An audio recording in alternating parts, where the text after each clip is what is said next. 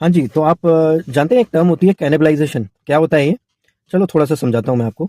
कोई भी बिज़नेस है या आप अपना रिटेल स्टोर या कोई भी एक बिज़नेस स्टोर है, अगर सेम ब्रांड आपके सेम कैचमेंट एरिया में एक दूसरा अपना सेम ब्रांड लॉन्च कर देती है, तो क्या होता है उससे?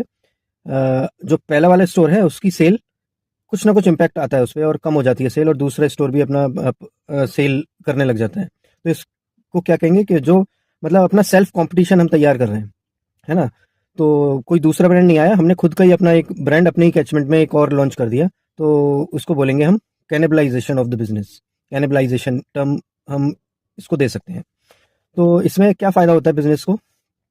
जो पहले वाला जो बिज़नेस है वो उसकी सेल कुछ ना कुछ कम होगी, लेकिन जो दूसरा स्टोर है, सपोज़ पहला वाला स्टोर 100 आर्टिकल बेच रहा था एक दिन में, अभी हो सकता है जो सेकंड स्टोर है, उसके आने से पहला वाला हो सकता है 80 आर्टिकल्स बेचने लग गया, लेकिन जो सेकंड स्टोर है, उसकी सेल ज़रूरी नहीं है ना कि वही 20 आएगी, वो 20 की 40 या 50 भी हो सकती है, यानी कि पहले सेल हो रही थी 100 आर्टिकल्स की, अभी हो रही है 150।